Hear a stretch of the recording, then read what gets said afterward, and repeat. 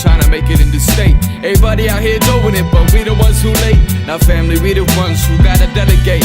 Get that money and the power, never be fake. Stick to code, sign for 3. What did he say?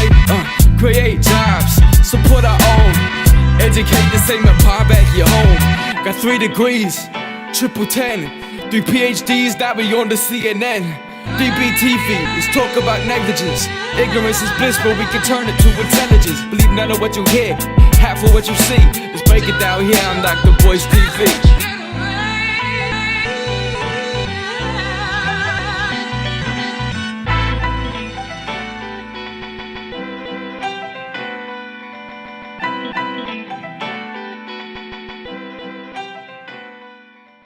TV.com. This is the home for intelligent Black people.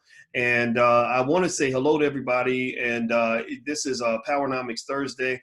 And this is the day where we get to talk about Powernomics and strategies for the community and solutions, most importantly, solutions that are going to make us better long term. And the person I get the privilege of speaking with on Powernomics Thursday is the one and only Dr. Claud Anderson. He is one of the most distinguished Black scholars and thinkers in this country, in this world. And he is the author of the books Powernomics, Black Labor, White Wealth, The Black History Reader, and Dirty Little Secrets 1 and 2. And so without further ado, I'd like to welcome my friend, Dr. Anderson. How you doing today, sir? Oh, I'm doing a little better. Inching forward, trying to get on solid health grounds, and so I can get back with my people. All right. And so everybody who's watching online, please give Dr. Anderson a digital hello. Let him know that you appreciate him. And I also want to remind everybody, don't forget that we have Black Movie Night tonight at 8 p.m. where we're going to support Black filmmakers and Black-owned movies to build a Black-owned industry and to take over the entertainment industry for Black folks. So if you want to register for tonight, go to blackmovienight.net. That's blackmovienight.net. Make sure you get there early because last time we filled up to capacity within about 3 to 5 minutes. And this time we got a bigger room. Last time we could only hold 1,000 people in the Zoom room, Dr. Anderson. So we filled up in about 3 minutes. So this time we expanded to 3,000. So the first 3,000 people will get in. Everybody else will try to get you in next time. And so anyway, Dr. Anderson, let me ask you this. Have you at all been following a lot of this public discussion right now about what's going on, with viruses and politics and everything else? Have you seen much of that on the news? Yeah, I watched a little bit of it, but most of that's theatrics. That's a show, and it has nothing to do with the reality of what's going on in the country. And in terms of Black people, they start talking about Black folk being disadvantaged or being with a significant amount of deaths occurring in the Black communities. That's true. But the fact of the matter is that once they mention that, they're going to go on forever, never come back to it. They're never going to propose any solutions for it. Because what I've told Black folk repeatedly for 60 years is that Black people are outside and underneath the social economic structure in this country. And what the white folk have been doing and practicing for, I guess, since the end of slavery, what I call economic nationalism. You know what economic nationalism is, don't you? No, well, I mean, I know what nationalism is, and I think I know, but I like to. What's your interpretation of economic nationalism? Well, see, the whole point of slavery was an economic issue. It was a social issue. Never had anything to do with social aspects of anything. It was strictly economics. They're going to use Black folk to practice capitalism. Capitalism means owning, controlling the land, the tools, the resources, and use someone else's labor to generate wealth and power for yourself. That was the whole point of slavery. That's created capitalism. And when slavery ended in 1859, in 1859, that's when racism began, because that time whites had gotten control of 100% of all the land, the tools, the resources, the businesses, income, the privileges, the rights, and every controls of all levels of government. It was over. And Black folk were outside. White folks by then were 99-foot giants and Blacks were 1-foot midgets. It hasn't changed. And so slavery was started out as an economic issue.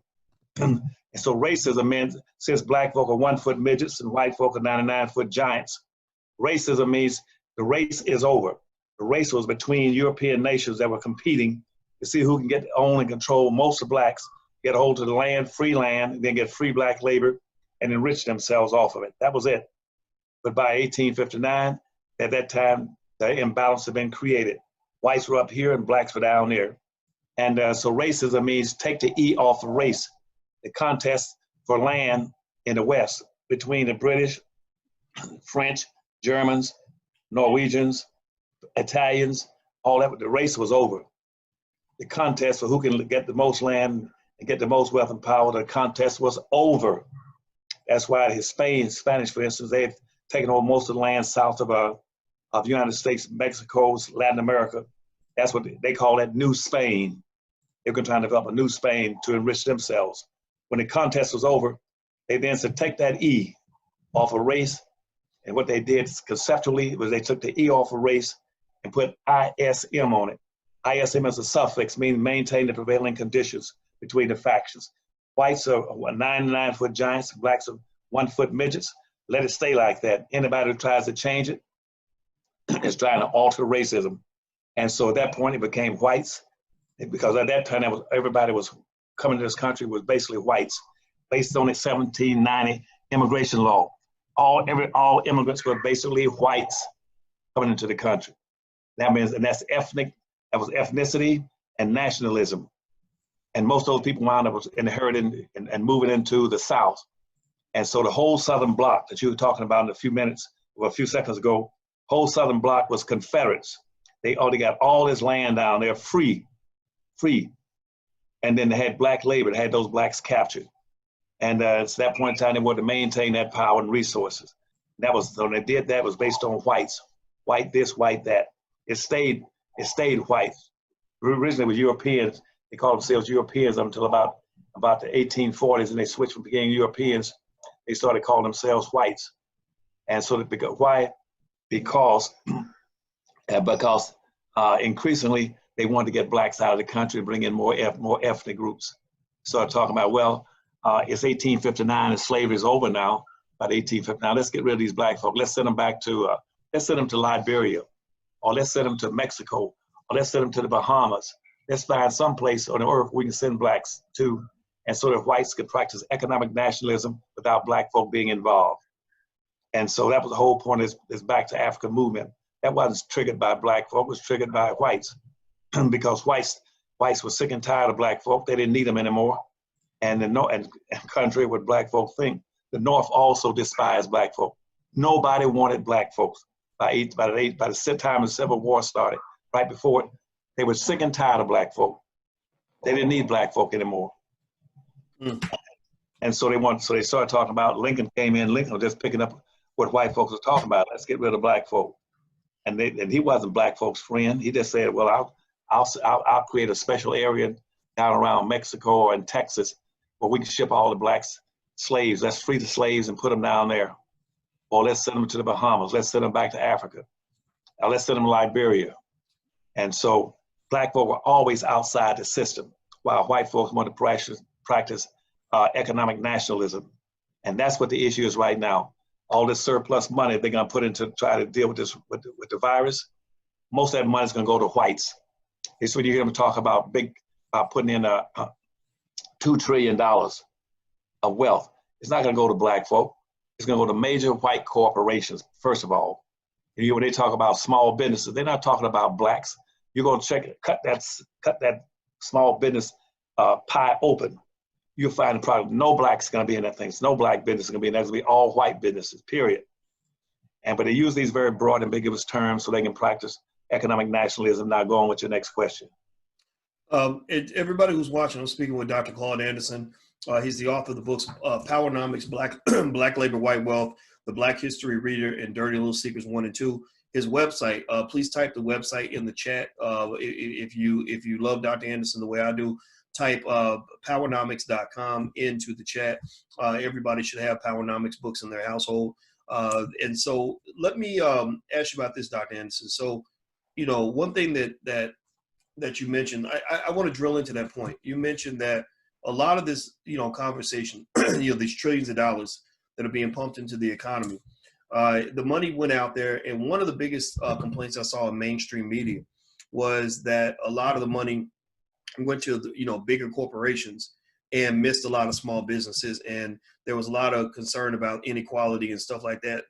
That's sort of this general inequality. But one area where I have not heard anybody talking about in mainstream media. And you guys give me a yes or no if you've heard anybody talk about this. I have not heard about anybody talk about the racial inequality. You know, when we have these candidates, the Joe Bidens and the Bernie Sanders and people like that, they're quick to talk about economic inequality amongst the masses, amongst white folks, but they will never touch the issue of racial economic inequality. Meaning, you know, you put out, you know, trillions of dollars. How much of that money is trickling into Black communities and Black businesses? But yet they will use that suffering of Black people to mobilize Black votes by saying, well, there's inequality in the number of people getting sick from this virus. They're talking about that all day. In fact, CNN is having a town hall meeting where I have no doubt in my mind they're going to bring that up. They bring in Black entertainers. I think Alicia Keys is the headline, and they're bringing together these people. And I guarantee you they're going to talk about the inequality in the infection rate, but nobody will talk about the inequality when it comes to the infections of poverty, the infections of joblessness, the infections of the urban decay, the infections of broken, non-existent businesses, the infections of a lack of access to capital. They don't have anything to say about that, but they'll talk all day about the fact, 200 extra Black people got sick with the virus, and because that fits their agenda. It's almost as if we are a convenient talking point as long as we're fitting the agenda they have. But when we bring the agenda and talk about the economics, they don't want to hear that. What do you think about that, Dr. Anderson? Well, you're absolutely right. And so that's been going on throughout history. That was then built into the Constitution, and they still be using it. What they'd like to do is use very broad, ambiguous terms. I'm talking about anything pertaining to race matters, so that therefore Black folk, they figure Black folk are not smart enough to be able to dissect or to fillet an issue. Fillet a big term to see what's inside it for Black folk. See, as a matter of fact, Ronald Reagan said the same thing when in 1982 when he took over the White House. We left. I was President Carter. He brought Haldeman into the office and said, "Look, you're going to talk about race matters now that we got control of the White House. Make sure under no circumstance do you say the things straight out negative towards Black people." They said, make sure that you bury it, hide it. So use very broad and ambiguous terms like minorities, poor folk, people of color, stuff like this. He said, and the jigs, GI, he said jigs, and because which really meant NIG, NIGs, would never know the difference. They never know what they're not going to be included in part of any solution in this country. And that's a part of the old law. Now, I know earlier on one of your responses that came in from your listeners, they mentioned something about we knew Dr. Anderson was right when he says that there was a gag order in 1836 saying, do not bring up any matters pertaining to Black folk. This from the United States Congress put out a gag order saying nobody in Congress and in the White House should be talking about anything pertaining to Black folk. That was right before the Civil War. It's called a gag rule. That rule went and stayed in effect from 1836 up to about 1846.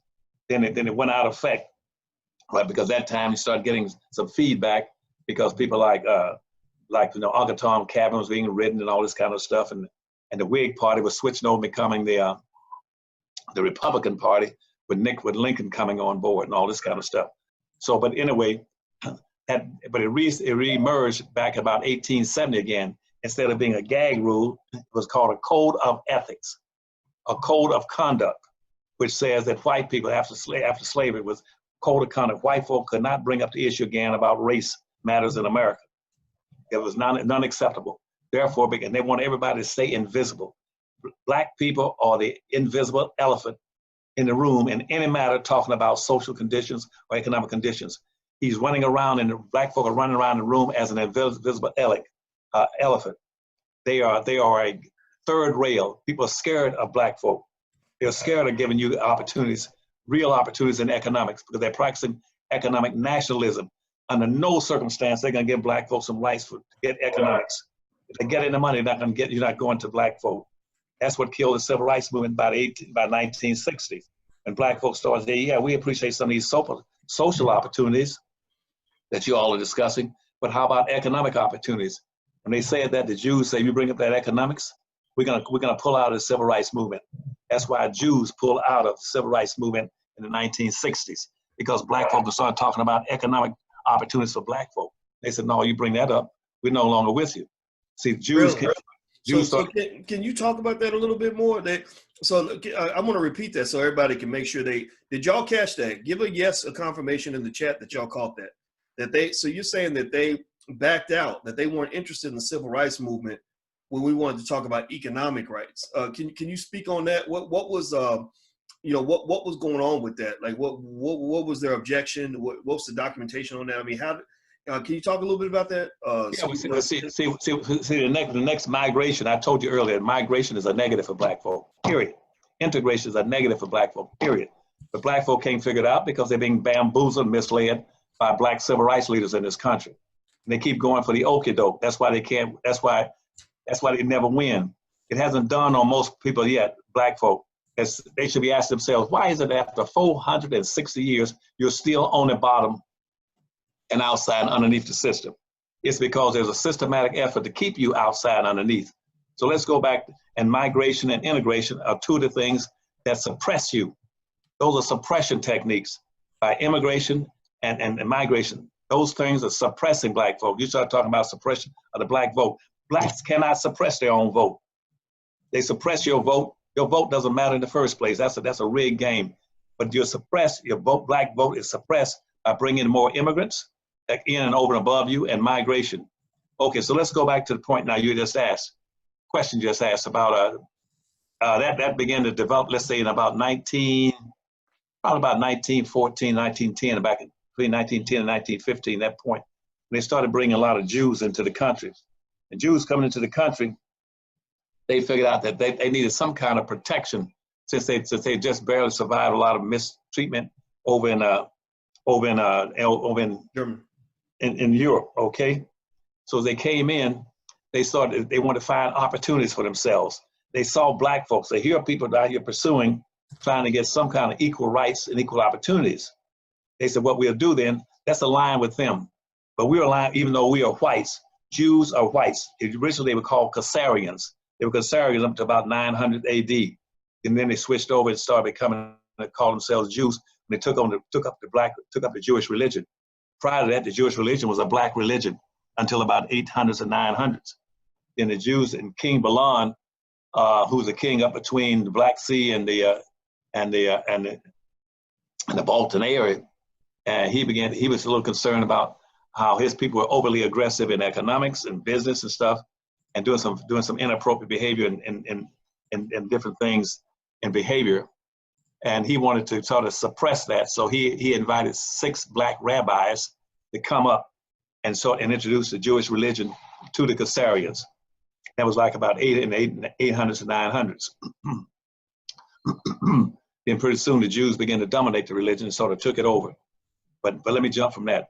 So Jews started pouring into this country then as whites, practicing Judaism. They started pouring into the country about some point in right around time that the World War I was going on, starting gearing up. And as they were coming to this country, they wanted to identify with somebody who would be respectful of their religion, of the Jewish religion, and could give them a little bit of cover. And so what they did then, because at that point in time, NAACP had been started like in about 1909, and Urban League in like in 1911. Those started by Jews. They started those organizations. They wanted blacks to sort of identify, they want to use those organizations to identify with black folks and Jews. And so what the Jews said is that we will help you and through the NAACP and through the Urban League, we'll help you get some social opportunities for social elevation if you give us some opportunities in your communities. And say what we want from you would be in return for our support as whites. We'll support you as whites with a different religion than Protestantism and Catholicism, if you in fact would identify and sort of provide some cover for us and identify and support us. And so Jews then said, we'll come in your communities, give us a chance to get after economics in your communities. And so Jews began to start going into the black communities and black neighborhoods across America and setting up businesses. Jews, they set up pawn shops, clothing stores, shoe stores. They got black folk provide the cover. And they had a very close-knit relationship from about 1915 sometime all the way up to about 1965. So for over 50 years, Jews and blacks were very tight, even though Jews were whites at that point. They were whites black folk were identified with anything affecting the Jews. They would support the Jews, and the Jews would try to support blacks in a lot of things in terms of getting social opportunities or political opportunities, even getting a few voting opportunities. But by 1965, 1968, black folks then had gotten a little stronger. They said, well, what about economics? We want to get some economic opportunities. And the Jews said at that point in time, you don't bring that up. We're not going to get into that because right now this country is overladen with economic nationalism. Whites are not going to give you those opportunities, and we as whites, we cannot support that either. And so they began to pull back from black folk. And let me go back 1 second too. Let me go back. Do you mind I go back a second on that? Let me go back to following the Depression, black folk then had before the Depression, black folk had about 20 times more businesses than they got today per 100,000 people. And so from the 1920s, late 1920s up to about 1936, black folk lost a lot of businesses like white folks did. And but black folk but what segregation did for black folk, it did something that black folk had never done for themselves up that point in time. It showed them how if you build your own businesses in your own communities and buy from your own people, you can be very productive and successful. We had all kind of black businesses cropping up between that time. Blacks had their own movie theaters. They had all kind of hair raising products. We had mattress factories. We had broom factories. We had bus companies. We had cab companies. We had theaters. We had restaurants. We had nightclubs. Everything was coming up between that period of time. We were very pro-black. But by the late 1930s, all of a sudden, rather than the destruction by depression that killed off a lot of black businesses, and where everybody else started building their businesses, blacks said, well, rather the black leadership, black leaders, civil rights leaders, black newspapers, and black religious people says, look, there's too much blackness out. Let's go for what we call exceptional, go for less broad acceptance into the white society. Let's now try to push social integration. So they started, by the 1940s, blacks started pushing social integration. At the same time, Jews have been with them all this time, pushing social integration.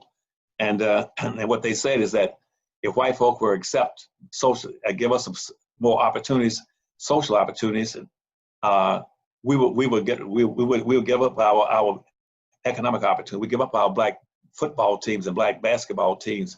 We'll integrate everything. And when they said that, whites say, look, where we've always had ethnic communities. We've had Irish communities, Italian communities, Polish communities, Greek communities, white, just Protestant communities. They said, if these black folk are going to integrate, try to join us, we must stop practicing ethnicity and become just whites. So instead of having ethnic communities anymore, Italian communities, French communities, Polish communities, Italian communities, Greek communities, what whites say, let's all come together, let's have just one white community. And so they got rid of their ethnic communities and joined together as whites. Now, when blacks started, and by 1960s, when blacks said, well, we need some economics. Whites said, no, as a bloc, we are practicing white ethnicity and economics, nationalism. We cannot let you blacks get in the wealth. And so if you push that, we as Jews will pull away from you. And so, and they did pull away. We had about 4 or 5 blacks who were very good at pushing that. One was Shirley Chisholm was pushing the economic opportunities for black folk with the Jews. And I think either Andy Young, there were a bunch of black leaders, about 4 or 5 major black personalities were pushing this for economics. The Jews said, you keep pushing it, we'll pull away. And so Jews pull out and they said, we'll become conservatives, conservative whites. They create what's called neoconservative. You heard that term, neoconservatives? That's where the neoconservatives came from, those Jews that pull out of the movement to get away from black folk pushing for economics. They pulled away from blacks at that time and went became conservatives and left blacks out there by themselves.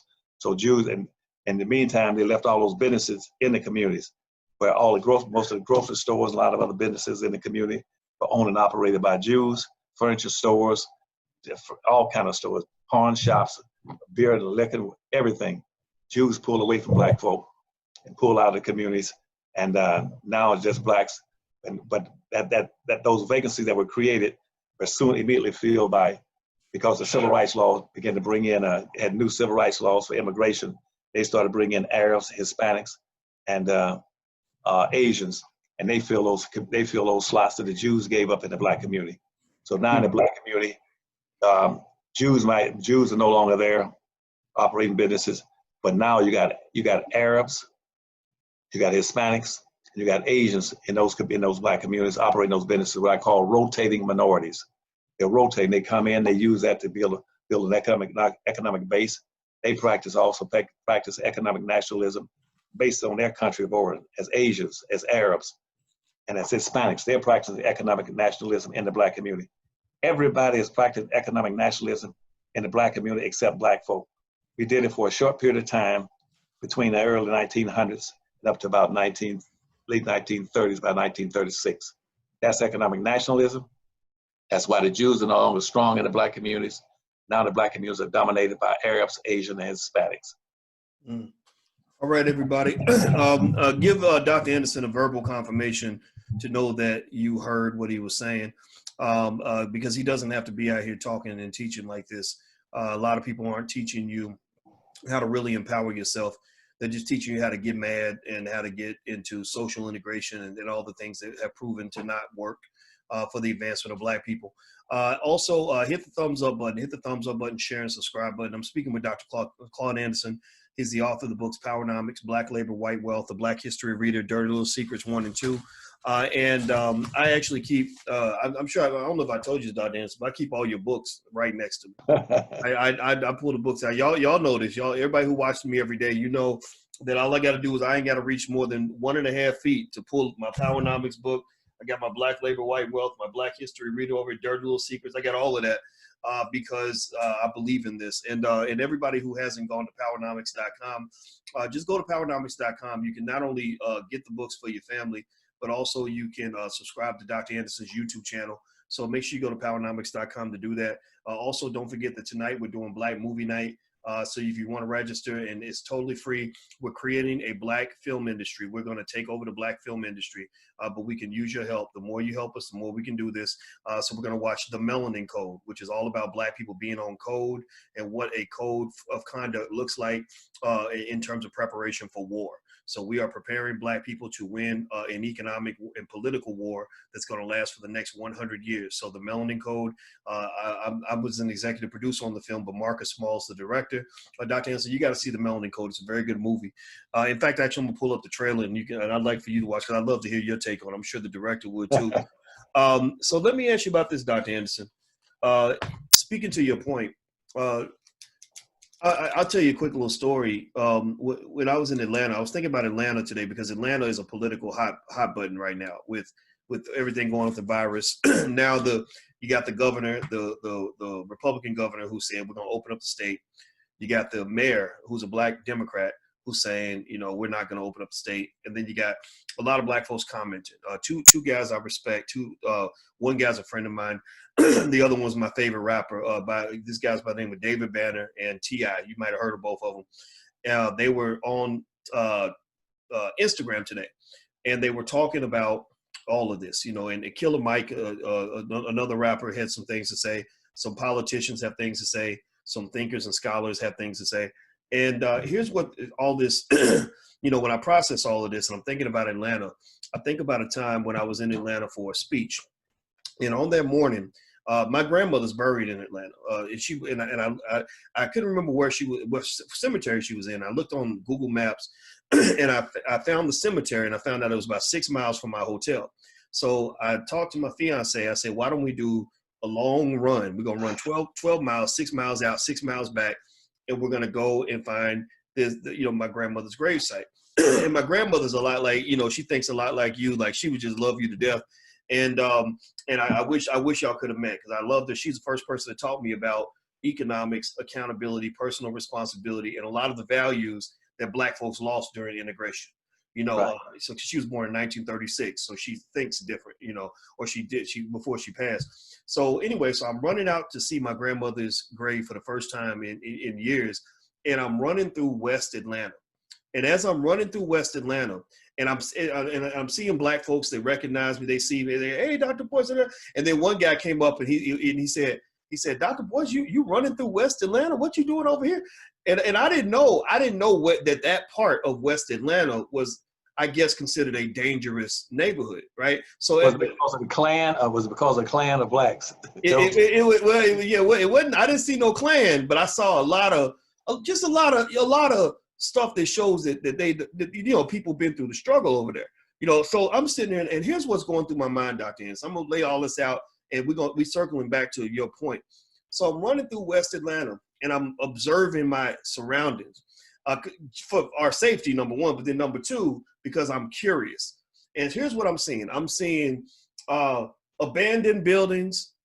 I'm seeing, apartment complexes where people live in them, but you can't imagine how somebody can live in it because you're like, hey, how can somebody live in that place? The windows are all busted out, but there's people over there, so people live there.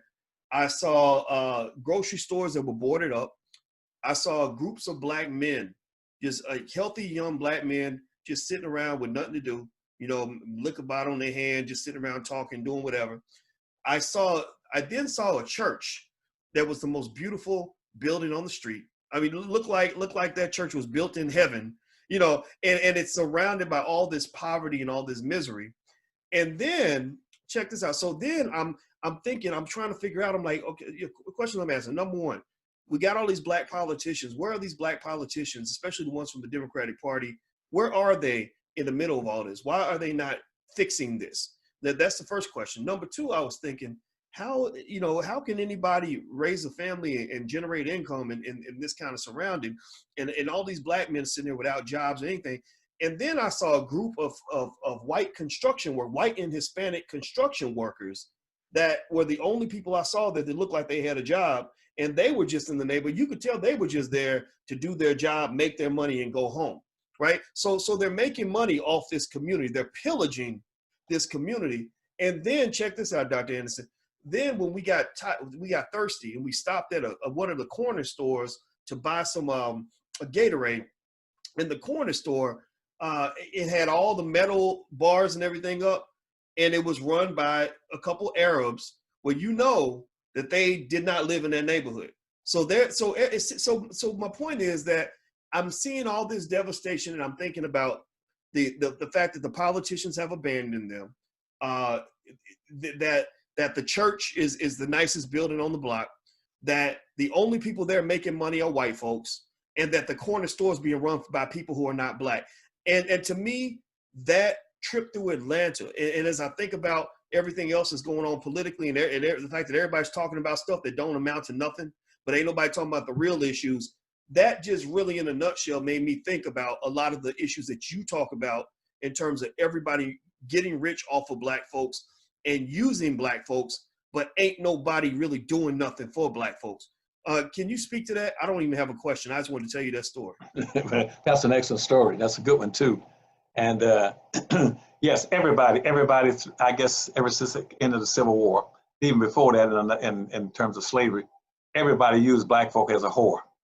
They use a pimp and hustle them, and that makes everybody, every ethnic group, every religious group, every racial group, every gender, trigender, anything else, they all use blacks make blacks into whores. And there's an old rule in politics that says that in time there's a heavy load to be moved, the willingness ass will pull the heaviest load. So they make black folk the willingness ass to pull the heavy loads on everything. That's why black folk always rush to identify with anything that's fabricated that looks like it could be identified with black folk. They identify with Jews on the religion. They identify with gender, they're transgenders, or with poor people, anything you name, black folk will rush to it. And because they're used to being used as a whore, and the other groups use it, and the other groups are the pimps. You know what a pimp is, don't you? Pimp is the one who takes advantage of the whore. So in this society, economically and politically, everybody pimps black folk. And black folk got used to it. In this country, in politics, as they say now, running major campaigns for presidents and governors, is that there are two kinds of people in our society. There are screw-ers and screw-ees. And throughout the years, blacks have been the screw-ees and whites have been the screw-ers. And blacks and folks are so used to being screwed that now there's a love affair going on between blacks and whites over who's being screwed. Black folk are always on the bottom being screwed. So that's the point. And they're rushed, and they got used to it. They don't know the difference. That's why And when you ask them, so why don't you make these people do something for you? Dr. Anderson, I don't need anything because we got a love affair going.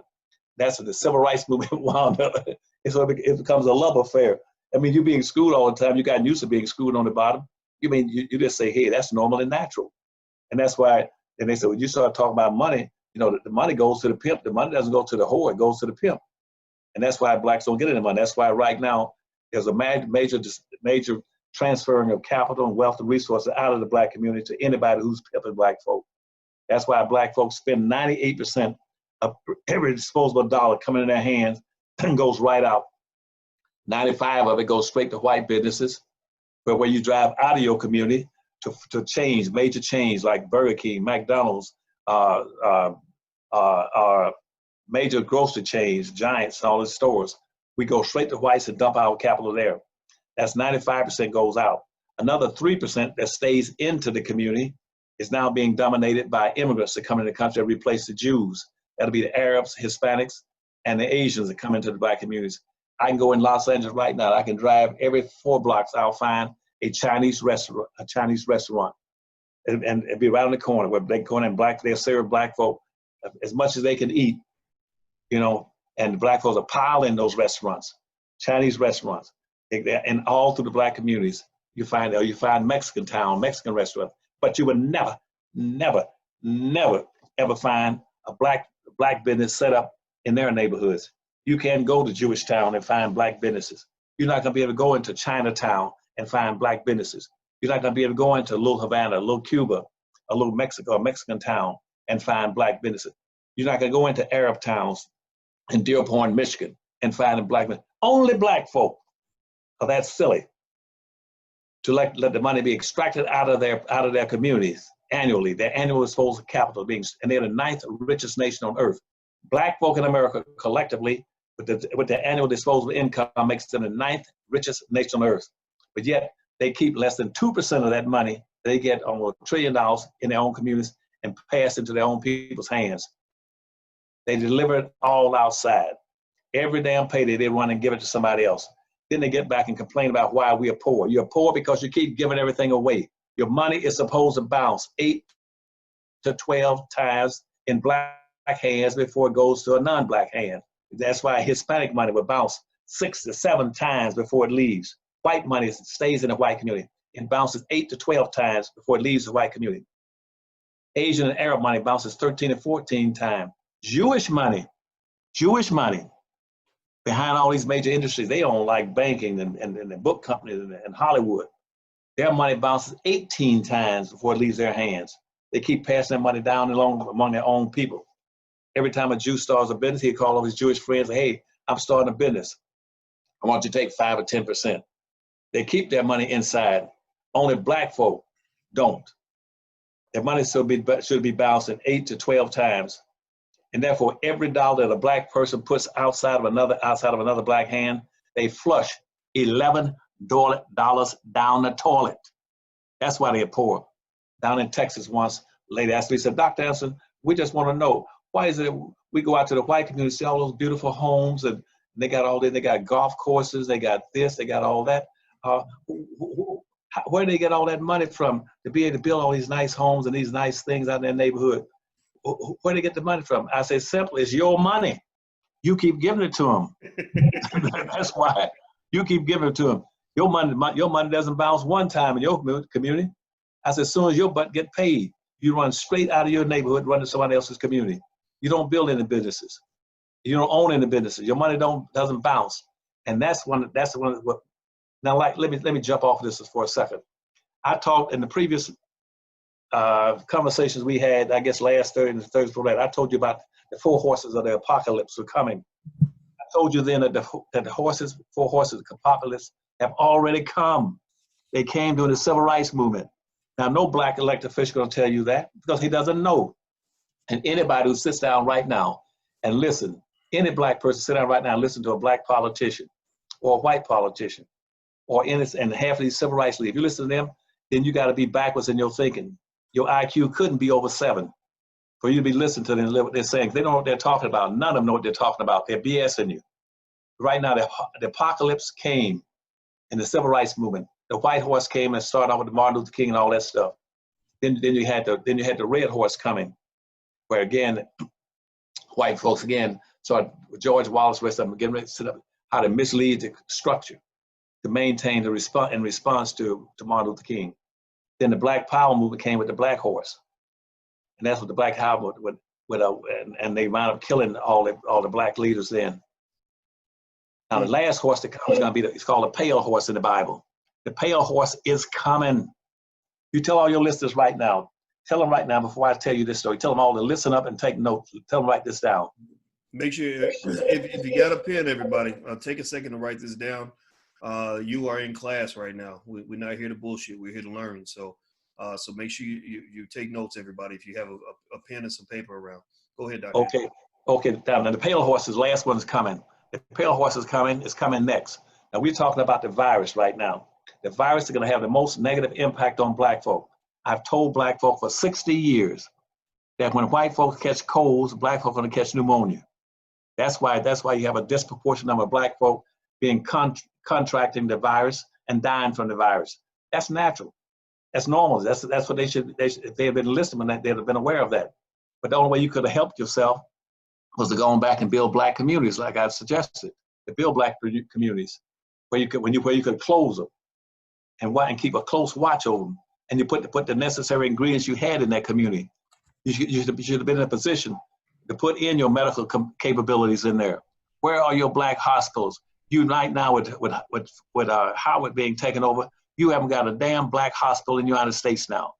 You got 46 million black folk and no damn black hospital. And most of these beds are gonna be taken up by non-blacks. 2, where are your clinics? You should have had community clinics in all these black neighborhoods. Where are those clinics? I can go to Hispanic community right now. I can drive 10, 11 blocks and see 2 or 3 damn clinics. Where are your black doctors? You let integration run your black doctors out. And now most of the doctors you go to are not even black. Go to any doctor right now, doctor's office or any kind of a medical related emergency. Most are going to either be Indians, East Indians, or they're going to be Arabs. Where are your black doctors? What happened to them? Don't you ever ask that question? When I was a kid, you had drugstores on about every 5 or 6. Where are the black drugstores? Name me 2 black drugstores you know right now. Where are the black drugstores? Where all the drugstores are white-owned drugstores, CVS, and whatever they call. Where are the black drugstores? Where are they? You don't have those. So what I'm saying is you don't have that. Then let's jump to the other side. Let's go to food stores. Where are the black food stores? We used to have grocery stores, black grocery stores. What happened to the black grocery stores? Black discount stores. You don't have any. You don't have any. Where are your black supermarkets? No black supermarkets. So what I'm saying is that you're still playing the lowest role because you keep listening to people in politics that don't know what the hell they're talking about. None of them. I have not seen one black person yet on TV or heard him on the radio say one damn thing that indicated to me he knew something about what he was talking about social economics. Not one. And half these people are talking about politics, expressing their views of what they conjured up by sitting on the commode in the bathroom. They don't know what they're talking about. You ask them, how many? Show me. Show me the things that you've done in tangible, measurable benefits for black folk. If you're espousing all these different philosophies you got, show me what you've ever done. Show me besides walking, saying you were in a march or you went on a TV show. Show me what you've done in tangible terms. So I just tell black folk, when I contact all these companies, I said, I'm gonna build businesses. That's why I built the Waterland Fisheries, the biggest fish operation in the United States, where I was raising over 1 million pounds of fish a year, of clean fish indoors in recirculating tanks strictly for black folk. When I built the biggest ice cream parlor in the United States at the front door of the Miami International Airport, called an airport ice cream shop. Strictly for black, but the only one of its kind. Sold more ice cream than any white ice cream parlor in the entire United States. Just like I could sell more fish. I sold more fish than any white operation in the United States. And that's the same thing I said before. That learn how to produce and manufacture things, set up businesses. That's why I said all the business I set up was to help black folk. That's why when you see me putting up, when I put up a fire chief station on a black campus, to teach black folks and put them and how to train blacks to be police chiefs in the fire departments. When I put a military and naval operation on a black campus, so blacks can graduate, get money, graduate with commissions in the United States Navy, and be commissioned officers. When I built put up the Hilton Head Seafood Co-op, in tangible terms, I built for black folks. So black folk in the Hilton Head had a co-op where they had a place where they can learn how to fish, and also to bring fish and dry fish and sell it. When I set up an annual stripping industry down in Louisiana for black folk. I set up what I call a Midwest distribution program for black folk. Now I put an underutilized species program, which had all these major black commercial fishing operations that saved the fish they were throwing overboard, that they caught in their nets, that they were not allowed to catch, to freeze them. Once they got frozen, then I had all these ships taking stuff to Africa, to countries in Africa, so black folk could get access to feed, buy food, fresh fish they couldn't get otherwise. Or I'm going down to Venezuela and Colombia, setting up operations for them to sell fish for black folk. I can go on and on. What I'm saying is that when you start listening to these people start talking about what they're going to do in economics, say, show me what you've done in the last 20 or 30 years to specifically benefit black folk. They can't show you something, you get up and walk away from the table. So I want to hear your philosophy. Show me your track record, what you've done for black folk, besides running your mouth. Now let me tell you about the pale horse right quick. My time is running out. The pale horse is this. The virus is not gonna end in May, as Trump was espousing. That this virus now that's killing all these people is gonna be around for at least another year to 18 months. So whatever condition you're under, gonna be very dire conditions. Things not gonna get better in another month or two. It's gonna get worse. You're heading into the worst time ever in this nation's history. This virus is not, when this virus, it might subside some, but in the meantime, you're gonna you move to the next level. The next level is this. Following this virus is gonna be water shortages. You're gonna have water shortages across this nation, starting with the West and coming across the United States. Water is gonna be a premium. Right now, bottled water will sell for about 4 times more expensive than a gallon of gasoline. I tried to get black folks to get into the bottled water business. Up in Eastern Maryland, I had control and ownership of I was authorized to raise 56 million. Did you hear what I said? 56 million gallons of free potable water every year. Some of the cleanest water in the United States. I was trying to put blacks into the bottled water business so they can have water. Water shortages are coming. And I tried to get blacks into the bottled water soon. They said, Dr. Anderson, why should we go into bottled water? Water is free. No, it's not. And so now you got next thing coming up, following that bottled water shortage, you're gonna have food shortages. Food shortages are coming next, following that. That's because once you have a water shortage, you're gonna have a food shortage. So in the time between now and the next 6 months, you're gonna have major water shortages and food shortages for black folk. Black folk won't be able to get the food because they're not raising food anymore. I tried to organize all the black agricultural schools in the South. It started developing a consortium that would raise food and direct it straight into the black cities, where black folk would have open markets to buy fresh vegetables and fresh groceries. Right now, and I got a book, that's a 118-page book. I should be setting up grocery markets, open air markets for food, fresh foods coming from the South. Why the South? Because in the Black Belt, you got 4.5, almost 5 million acres of land controlled by black folk in the United States. They ain't doing a damn thing with it because nobody will show them how to do it. That's running all the way from Texas all the way to New Jersey. Black folk right now, these black historical colleges should be showing black folk how to raise food because food shortages are coming. I told them how I met with her. I called the presidents of 6 major black universities to meet with me down in Alabama, and said, I want you to go into business and start setting up a consortium of black universities, agricultural schools, and start raising food. We're gonna set up farmer markets. I want farmer markets set up in all these black cities, urban cities, so black folk can be able to buy fresh vegetables when this shortage comes. Now that was about 12, 13 years ago. Not one has set it up. Not one has set it up. Now you're gonna have food shortages coming, and the food's gonna go as food begin to increase and go up in prices. All of a sudden you're gonna find a bottle of orange juice might cost you $30 for a damn bottle of orange juice. Food's gonna become total shortage. And the last thing following the food shortages, you're gonna have civil disorders. Civil disorder will be the fourth thing is gonna come up. And which means those civil disorders are gonna be class, some of them will be class disorders, where people will be fighting between the lower class and the upper class. The other gonna be race-based clashes between whites and blacks. Why? Because you see, black folk are the weakest link in the society. And being the weakest link, whites are gonna attack the weakest link. They might talk about the Jews, and they're gonna bother Jews because Jews own and control too much power and resources. Jews have economic powers. I told you coming in this country. They settled on economics. I started practicing economics, ethnic economics. And so they might badmouth Jews, they're not gonna touch them. I can only think of one major instance where that was back in about 1930s where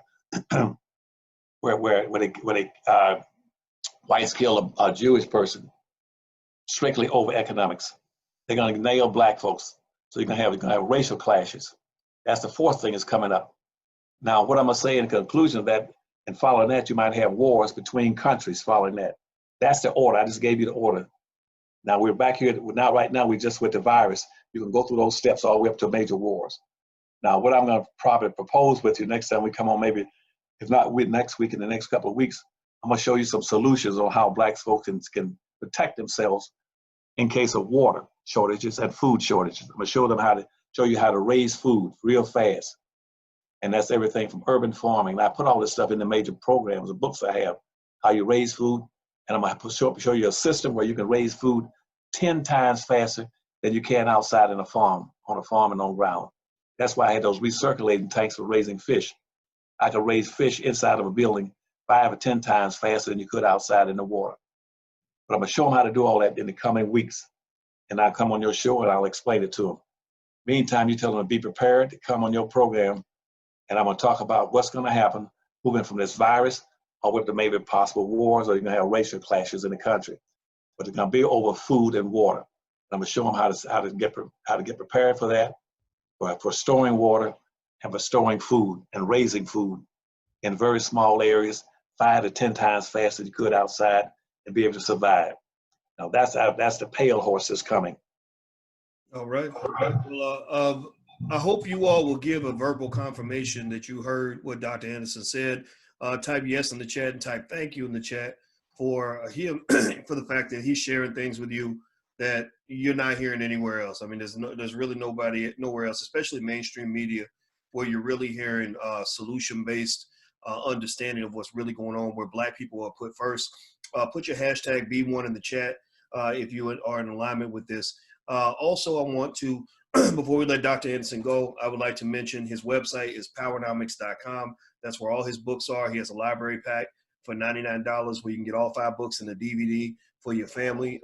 Introduce your children to Powernomics concepts. The website is powernomics.com. That's powernomics.com. 2 more quick announcements for you guys. One is tonight we have Black Movie Night. You guys know we're taking over the entertainment industry. And we're going to support black filmmakers. We're going to continue to make movies and build an industry in our community.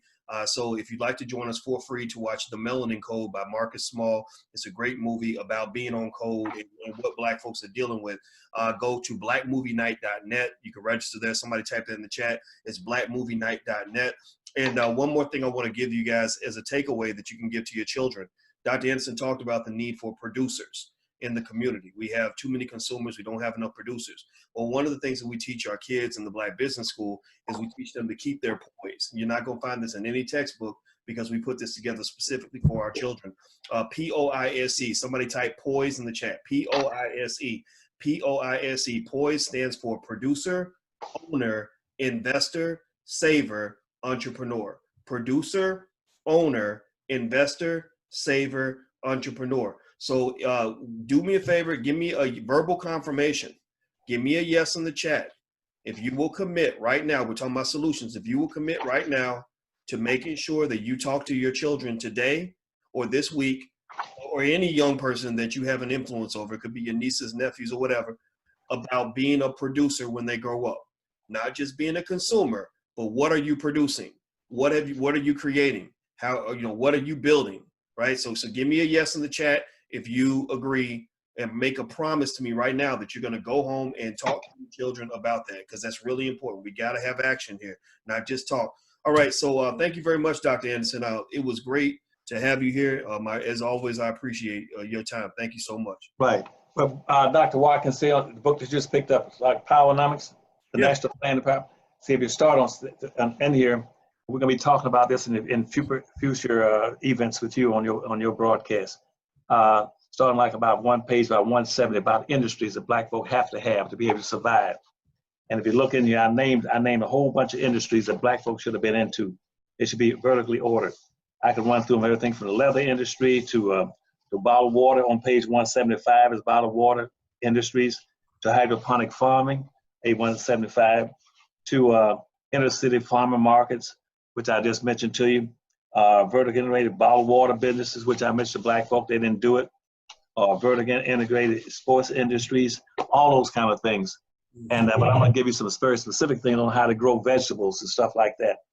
How to grow very vegetable, all kind of fruits and vegetables, and you can do them in your basement, on your back porch, so you can be able to survive. But they're going to have to be able to listen to your program to pick up on some of this stuff, and we're going to start doing this in the next 2 or 3 weeks. The only hesitation I have is that I hate to tell you which one of these things, how to spend your money and go buy some of the equipment that you're going to need, because I don't want to be promoting it, but I'll have to think about how to do that, because I hate to tell people how to spend their money. But you're going to have to do something. I can tell you how to do it, and I'll even set you up with the way to do it. So within a matter of weeks, you'll be able to live off what you're raising on your back porch or in your basement. But let me think about how to do that, because I don't want Blacks to say, Dr. Anderson told me if I do this, I have food. I know our people are tricky. You tell them something, do something, and all of a sudden it doesn't go completely right. But I'm going to show them ways of business that they can get into, things they can do to be able to survive and prosper, because right now things are going to get worse, because we're going into the last horse, which is a pale horse. And the pale horse is pestilence. Look in the Bible, you start talking about pestilence. Pestilence means diseases and things that are being passed on and brought negative impacts on your people. That's everything from fire, storm, wind, rain, tornadoes, hurricanes, earthquakes, pestilence, diseases, famine. They're going to have a lot of starving Black people, and Black people at the bottom. Maybe more Black people are going to starve left than whites, because Black folk might have the money, the income. You start talking about unemployment. They're not talking about Black folk. I told you that before. They start talking about unemployment. Black folk are not suffering that much from unemployment. They're suffering from joblessness. There's a difference between, you heard me talk to you about that. It's a major difference between unemployment and joblessness. Whites suffer from unemployment. Blacks suffer from joblessness. We don't have those businesses that we should have had in our communities, because we don't have communities. And the Jews had the community, used to be our primary source. Now, when they left out, pulled up in the 1960s, it's now filled with Arabs, Asians, and Hispanics that are providing, their rotating minorities that are now profiteering off of Black money every year, while we starve to death, suffer acute deprivation, and our money is being displaced to other people's neighborhoods and other people's communities.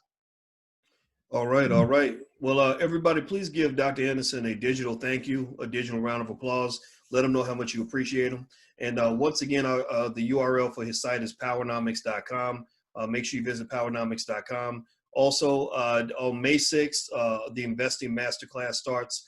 So today is the last day to get 48% off the Investment Masterclass. If you'd like to join us, you can go to drboycemasterclass.com. We cover 6 weeks of investing techniques, where when you're done, you're going to be a really good investor. You're going to know a lot more than most college graduates will ever know.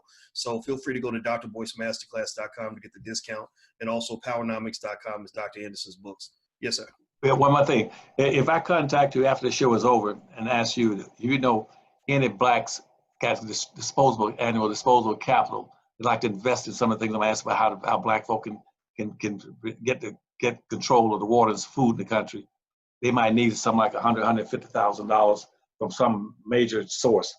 And I might ask you that to be able to help a person get these things together for Black folk in the next 2 or 3 weeks. So if you know somebody got that kind of annual disposable income, let me know. And I might need if one person can do it, if an athlete or entertainer can can be an investor. I'll show them how to have the equipment stuff to produce, like I was raising the fish and stuff, and I have farmers. I can do all this stuff, raising a farm to feed half of these damn black folk. All right. Well, you know, I know some people. So I'll talk to them and I'll bring it up and see what they think. I think Jay Morrison has got the Tulsa Fund. He's got millions of dollars sitting in that fund. So maybe. Oh, really? Yeah. He raised, I think, about 8.5 million, something like that. So maybe that's some stuff that his investor. Yeah. If I find one or two black folks that got some disposable income that don't mind being black and would help invest, we're not asking them to give anything up, give us things free to invest and having some ownership where they can get a big return off all their money and help these blacks be prepared to survive. If you call me, if I try to call you and you tell me who they are, and I'll try to hook them up and get them involved. Because I'm gonna set up some systems across this country to save black folk as best I can by myself. That's why it's important for them to read this book, Powernomics, to give them on entree to what we're gonna be, some of the things we're gonna be doing in this country. Okay, I'm gonna go by the library, get the library pack off of Powernomics.com, get that library pack, because you and I are going to be talking about all this stuff in the next coming weeks. All right. Well, thank you very much, Dr. Anderson. I appreciate it. It's always good to see you. And thank you all for hanging out with us and listening. And do me a favor, hit the thumbs up button before you go. And again, his website is powernomics.com. And tonight is blackmovienight.net. So we are building that industry. We're reaching hundreds of thousands of people with our movies already. And so we're making progress. We're making a lot of progress. So let's just keep it going. Let's keep going. So take care, everybody. Have a good night, and we'll see you soon. Thanks a lot, Dr. Anderson. Thank you, Doc. All right. Bye-bye now. All right. Bye-bye now.